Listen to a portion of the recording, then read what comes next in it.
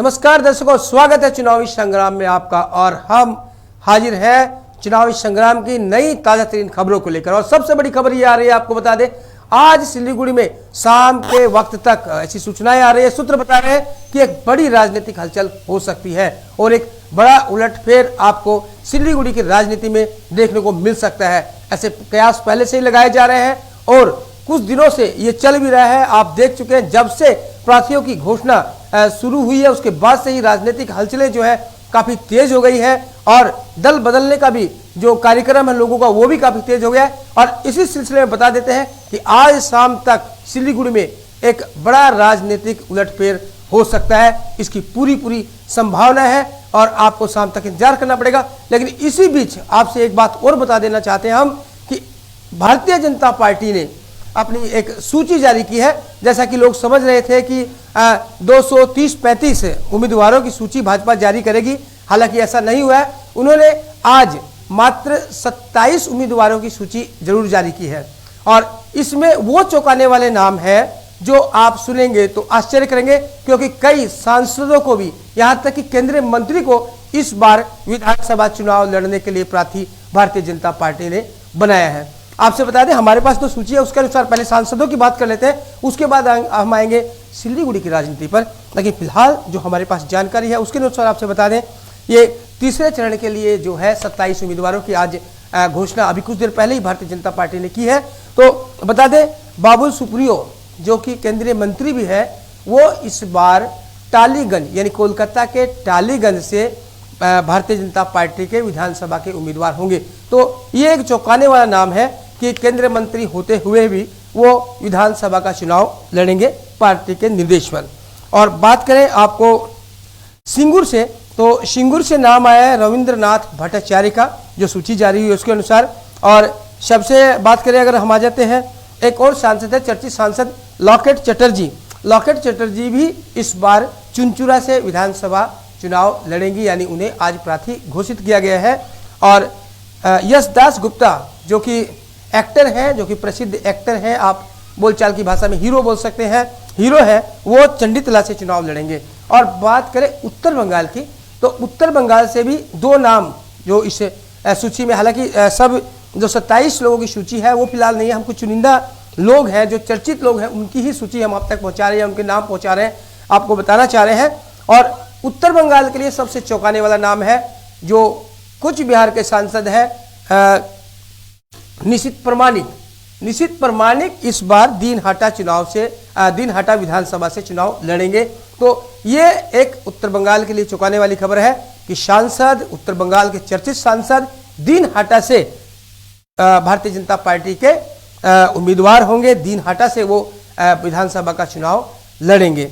और बात करें अलीपुरद्वार की भी हमारे पास जो है, तो अलीपुरद्वार से अशोक लहरी को उम्मीदवार भारतीय जनता पार्टी द्वारा बनाया गया है। और बात करते हैं फिलहाल सिलीगुड़ी या जलपाईगुड़ी की, तो अभी तक इसकी सूची में नाम नहीं आया है। जो लोग सिलीगुड़ी के उम्मीदवार की सूची जारी होने का इंतजार कर रहे हैं, हमें लगता है कि उन्हें कुछ और इंतजार करना पड़ेगा, क्योंकि अभी तक राजनीतिक रसाकसी जारी है, राजनीतिक उठापटक जारी है।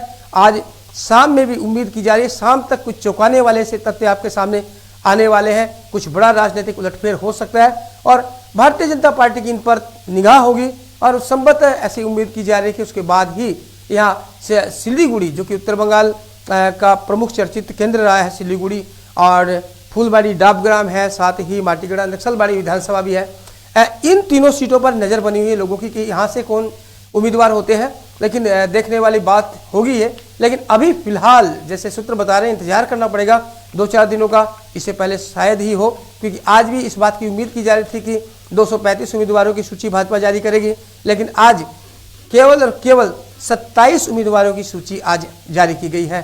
तो ये खबर जो अभी तक अपडेट है, फिर आपसे बता दें कि सिलीगुड़ी में, जैसा कि हम बता रहे थे कि सिलीगुड़ी में आज शाम तक सूत्र बता रहे हैं कि एक बड़ा राजनीतिक घटनाक्रम हो सकता है, कुछ लोग पासा पलट सकते हैं।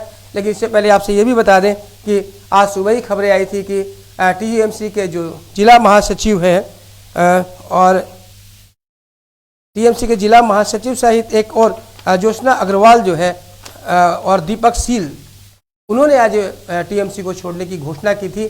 और ये भी एक कह सकते हैं कि चुनाव के समय एक झटका टीएमसी के लिए है, क्योंकि लगातार जब से टीएमसी ने उम्मीदवार की घोषणा की है तब से ये जो टूट है टीएमसी में यहाँ सिल्लीगुड़ी में वो जारी है। और बात करते हैं कि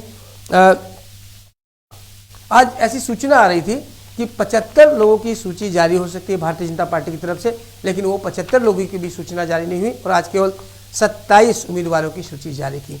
आपसे फिर बता दें, इन 27 सूची में सबसे चौंकाने वाले जो नाम है वो है बाबुल सुप्रियो, जो कि केंद्रीय मंत्री है। उन्हें भी इस बार पार्टी ने विधानसभा चुनाव लड़ने का निर्देश दिया है। वो लोग टालीगंज से विधानसभा चुनाव लड़ेंगे।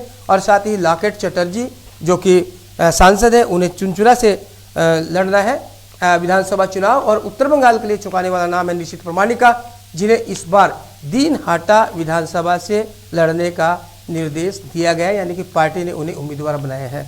तो लगातार हम इस मुद्दे पर बने हुए हैं, लगातार हमारी जो नज़र है वो राजनीति पर गड़ी हुई है और राजनीति की पल पल रिपोर्ट हम आप तक पहुंचाने की कोशिश कर रहे हैं। और हमारी नज़र इस पर भी बनी है कि शाम तक, जैसा कि हमने आपको शुरू में एक अपडेट दी कि एक बड़ा राजनीतिक उलटफेर हो सकता है, तो क्या होगा ये राजनीतिक उलटफेर, तो इस पर भी हमारी नज़रें बनी है। जैसे ही हमें इसकी सटीक खबरें मिलेगी हम तुरंत आपसे रूबरू होंगे और अवगत कराएंगे इस चुनाव महासंग्राम के बीच राजनीति की उठापटक।